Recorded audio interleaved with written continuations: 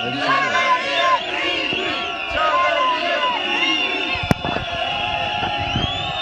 fillojmë zoti Basha pse nuk ka përgjegjës për, le të themi, për skandalin e tenderit. U bën 6 javë që banorët protestojnë për të mbrojtur shtëpitë e tyre. U bën 2 javë që është zbuluar se ashtu, siç denoncuam ne prej ditës së parë, ky nuk është një projekt zhvillimi, por një projekt vjedhje. Në këtë projekt vjedhje është përfshirë drejt për drejt Edi Rama.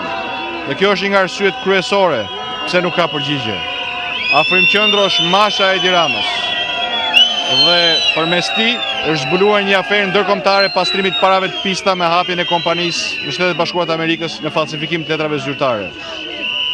Nuk ka përgjigje sepse Edi Rama, që është ideatori, planifikuesi dhe përfituesi i vjedhjes tek Unaza, kontrollon totalisht prokurorinë. Pra ka rënë drejtësia. Banorët e dinë këtë, por banorët kanë vazhduar të qëndrojnë edhe në ditët e tyre më të vështira, dhe ne kemi qëndruar krah tyre. Edhe kur ushtruan dhunë, ne ishim këtu me ta dhe i sprapsëm. I sprapsëm dhe qëndresa tyre bashkuar në zorit vërtetën pa. Sot e gjithë Shqipëria është ngritur në protest.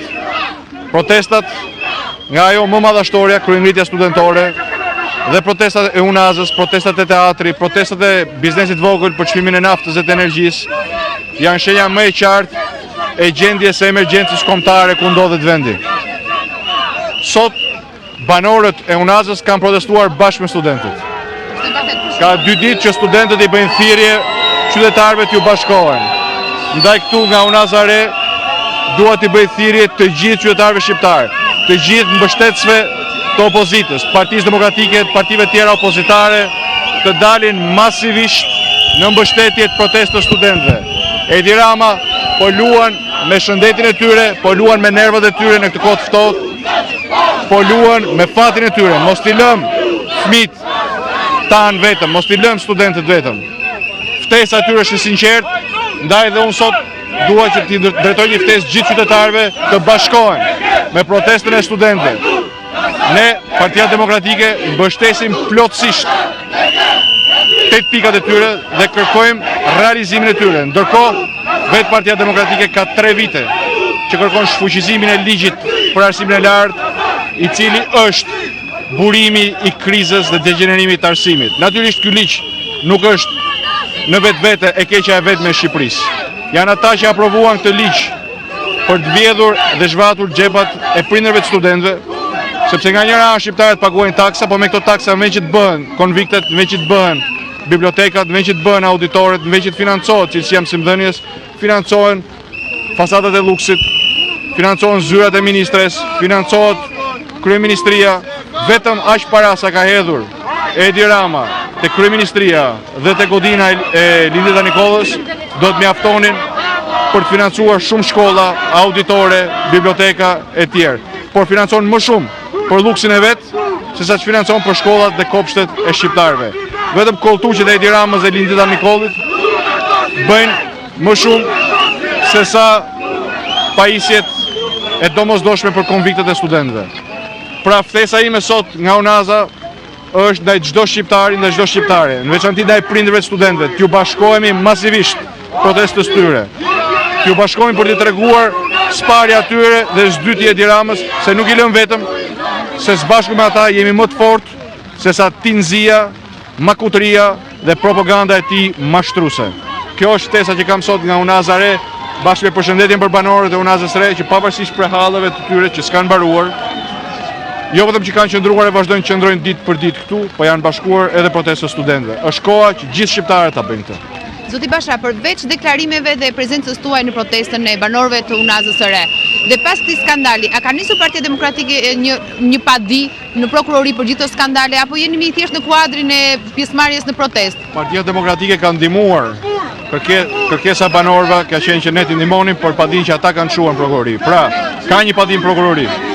Dhe patyshim Partia Demokratike me ekspertët e saj ka ndihmuar banorët në këtë padi. Por Partia Demokratike ka paremruar që prej vitit kaluar, po mbushet një vit, nesër mbushet një vit, se vendosja e Arta Markus në krye të prokurorisë nga Edi Rama u bë pikërisht që të mbulojë afera të tilla korruptive. E kuptoni çfarë ka ndodhur apo?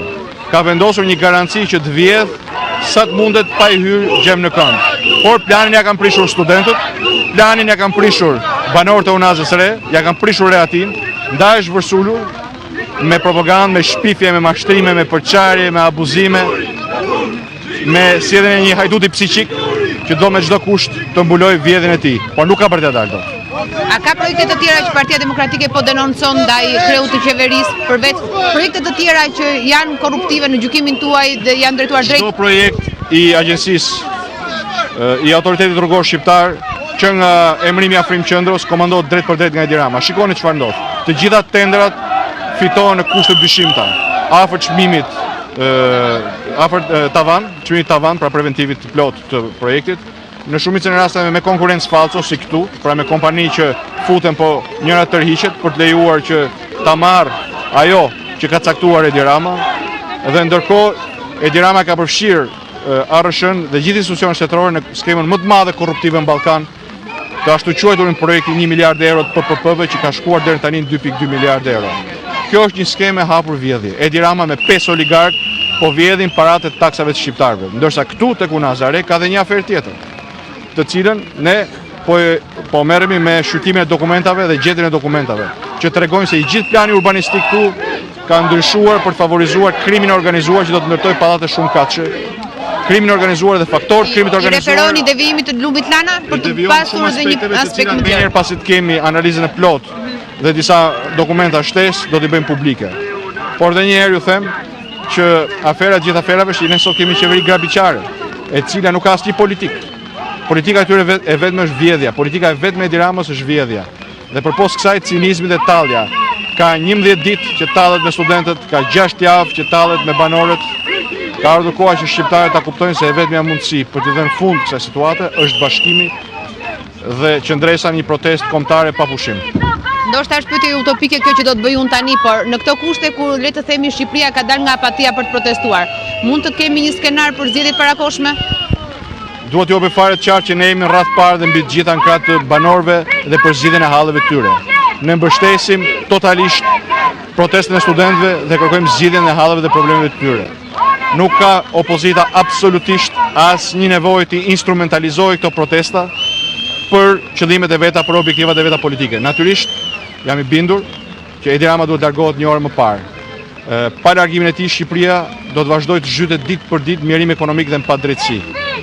Padyshim që largimi i tij nuk është zgjidhja. Zgjidhja është ku shqiptarët kanë mundësinë që me votë të zgjedhin dhe të delegojnë përgjegjësinë e qeverisjes të një qeverie ndershme, transparente dhe që u shërben atyre dhe jo xhepave të vet.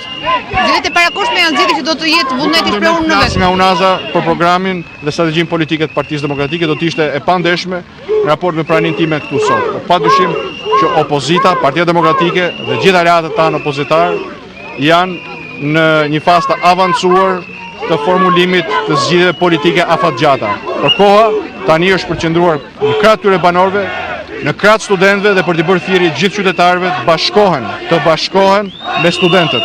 Të mos lëm Edi Ramën që kryengritjen studentore që nisi për padrejtësitë në arsim, por që vrau frikën, apatinë dhe ju hapi sytë shqiptarëve ta mbys apo akoma më keq ta përdorë siç donte të përdorte Emiliano Shullazin për zgjedhjet në Universitetin e Tiranës. Ju faleminderit. Faleminderit ju. Faleminderit edhe ty për shqyrtjen që na vani.